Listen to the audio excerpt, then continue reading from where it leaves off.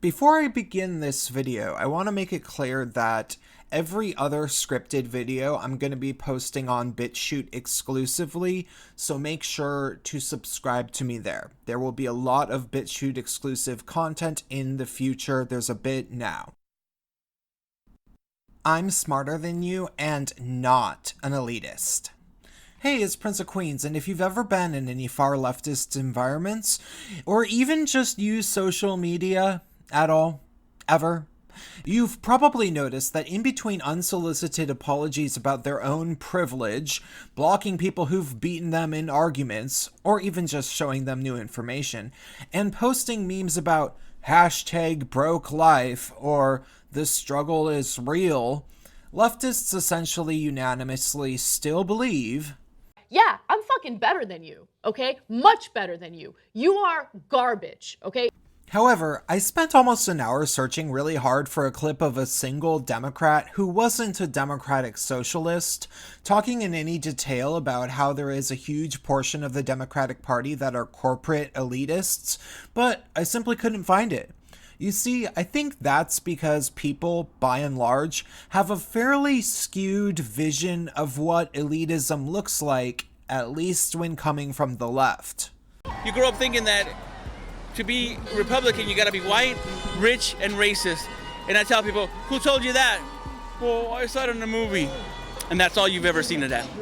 That guy seems like a nice enough guy to me, and what he's saying is definitely true, and it does come from at least one real source that I can clearly remember.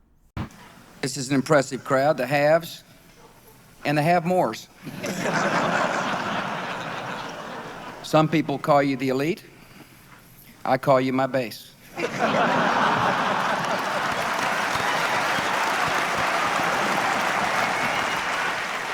You see, the son of a former CIA director and oil tycoon such as George H.W. Bush definitely puts somebody in the category of what was traditionally considered an elite.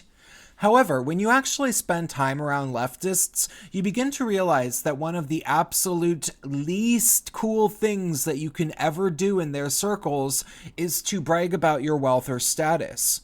Anecdotally, growing up and living exclusively in far-left, relatively leftist-style elitist areas for my entire life, I learned that the thought of actually trying to make oneself sound richer or of a more prominent status is basically like signing away your own social life's death certificate. In all actuality, despite the fact that deep down, leftists all think they're smarter, more ethical, and hardworking people than literally every conservative that has ever existed, part of that elitism is genuinely believing that they've struggled, they're not super rich, and that the Republican Party is the party of wealthy people, as if behind the door of every middle-class home in a red state lives a Paris Hilton, acting like she did on The Simple Life. Of course, all of this is completely inane and outdated, as the Democrats are corporate oligarchs mostly at this point, and the most self-aggrandizing thing that conservatives tend to do commonly is brag about how hardworking they are, and maybe how rough their life was growing up. Kind of like leftists, minus the fact that I imagine conservatives are at least a small bit more likely to tell the truth about these things. More so, the thing I really want to convey about leftist elitism is mainly that it revolves not around actually doing anything particularly notable, but rather avoiding doing one of the ever-expanding list of infinite sins, such as never touching black people's hair, and never telling a woman she has a nice smile, because if you do those things, you're not just trash to the left, but worse. You're trash that thinks you're allowed to be comfortable around people, and that's the worst type of trash. We have to keep the Redskins name. It's part of our culture and history. Or just walking down the street with your partner. I couldn't even tell you were gay. Mosquitoes seem to pop up everywhere. Do you know John? Give me shopping advice. I love Cher too. And getting bit by mosquitoes every goddamn day. Can I touch your hair? Multiple times a day. So pretty. Can I touch it, your hair? please? Can I please? Is fucking annoying. That makes you want to go ballistic on those mosquitoes, which seems like a huge overreaction to people who only get bit every once in a while. It's just a mosquito bite. Who cares? Just another angry black woman. You see, everybody who's ever once objected to what they likely call identity politics or political correctness or social justice has undoubtedly noticed that they are clearly trying to make sure you walk on eggshells when you're around at least the chosen protected groups, which of course they'll parade around like show ponies at a carnival, having them do tricks like spoken word or teaching undoing racism seminars. However, as culture progressed, a lot of people started to realize, wait, there's no limits to these rules, and they aren't even asking for manners because they contradict themselves regularly and tell you to do two things at once. First, they tell you that you have to date black people or else you're racist, and next they tell you that if you date too many black people, you're racially sexualizing them. You can't win, and they never seem to actually ask people to just not be racist. Of course, these people are correct. There isn't any way to win with these people, but rather, there's just a huge long list of ways to lose. And so, instead of actually doing anything that will help make the world even remotely better for literally anybody, these people spend all day honing their skills on etiquette and manners, which is what PC leftist behavior is really built around. An elaborate system of gatekeeping held in place by money, social media mobs, and more by cultural cues and dishonesty. Truthfully, I think the reasoning behind this comes from the feminist teacher's pet syndrome thing that I once made a video about, because a lot of leftists, including male ones, think that drawing within the lines and playing by the rules will help them climb a ladder up to the top of some pyramid that simply takes a long time. Though that's actually essentially a myth. When feminists or even just female workers and politicians talk about the glass ceiling, I think that's more than likely just a gendered way of missing the point entirely. I imagine they want to think, I'd have become a full-fledged elite if I were only a man. But I'm pretty positive that's one of a few things about that that's not going on. Rather, the problem that I think they're really looking at is that after globalization began exponentially since the Democrats became the up-and-coming elite party and the trade deals and crony corporatism spawned under Bill Clinton that came along with all that stuff, the age of the self-made billionaire is kinda over, as Mark Zuckerberg was a fluke, leaving the last of the self-made billionaire-ish people to the likes of Bill Gates and maybe, I don't know, Jay-Z, if he counts. What I'm saying is, under our current system, which is hopefully changing, but don't hold your breath, you're never going to study the correct field, work hard, not use the naughty words, and become the next Rockefeller or Kennedy, Clinton or Bush, Gates or Jobs, or even the next Oprah or Obama. Rather, they set you up in the ever-cliche proverbial hamster wheel where young interns can't even get job experience, tech workers can't even afford to live in San Francisco, and gay club DJs / aspiring realtors or something have to pose in porn to make ends meet, which destroys all of their future job prospects. And no, I'm not talking about myself, never did porn, don't bother searching, I did not have a hot body when I was young and cute anyhow. I'm getting down, acting so refined. I ain't believing the lies, they get no play from me. Oh, you look good, I'll confess.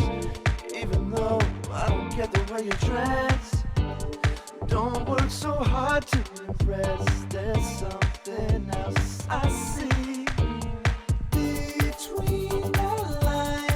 That's Colton Ford, and he had a documentary about his life in the hamster wheel called Naked Fame.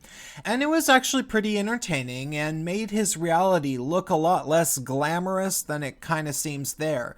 And while he seems to have a fairly nice list of Wikipedia entries for entertainment, I have no idea how he's doing now. However, in terms of millennials, we don't even have that. We don't have great entertainment resumes. I mean, is there entertainment anymore besides YouTube? Instead, the elites who started with the Bushes and ended with the Obama administration set up a system for themselves and their cronies on top, serving each other's interests while throwing down socialist table scraps to the working class that they devour ravenously, and then the middle class not only pays basically all of the bills for both the elites and the poverty line poor, but much worse. The middle class sends their children to universities when they get older, where they will be indoctrinated into the art of defending the status quo with fairly arbitrarily assigned functional gatekeeping trivialities of etiquette that people are demanded to adhere to, such as that straight white women are more oppressed than gay white men, how black men are somehow worse off than black women, and, you name it. It happens.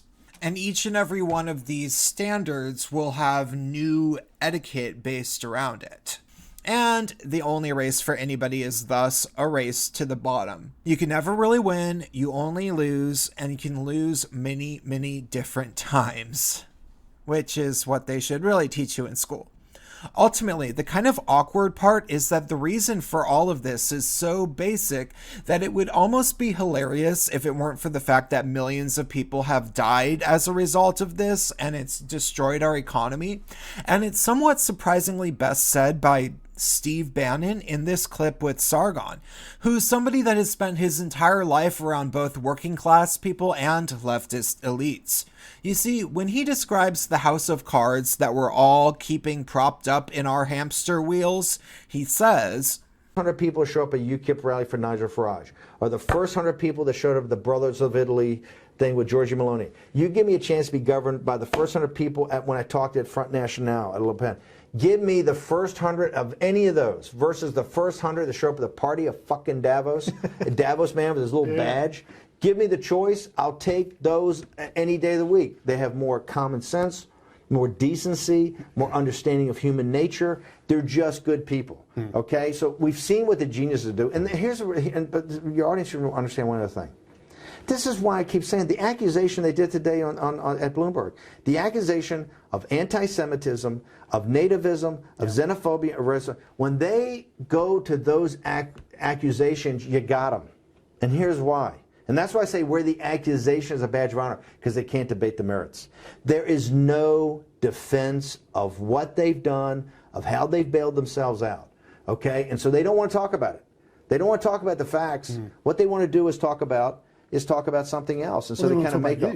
You're a racist, you're a xenophobe, or honestly, that's about all there is to the leftist elitism, especially in terms of how much it's grown. I mean, yeah, it used to be a different thing, and yeah, it had a historical basis, but the way it's just so pervasive, I think that's it, what he just said right there.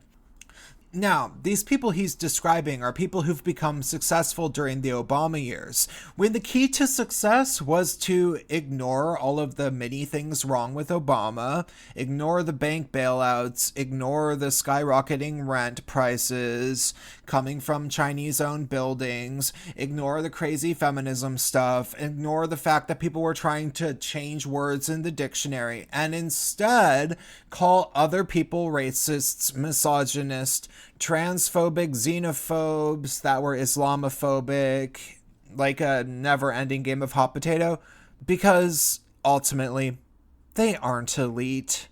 Rather, they're scared, which is why they're constantly lying to their supporters and the soy-raised pacifists so that they become violent and go on the internet and have hate mobs and stuff. Because we know if that's their strategy, they're certainly out of tricks.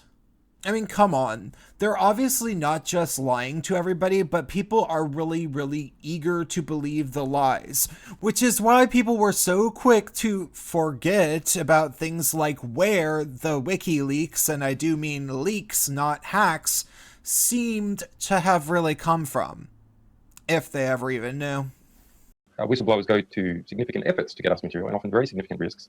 There's a 27-year-old works for the DNC who was shot in the back, murdered just 2 weeks ago for unknown reasons as he was walking down the street in Washington. So that was just a robbery, I believe, wasn't it? No, there's no finding. So what are you suggesting? What are you suggesting?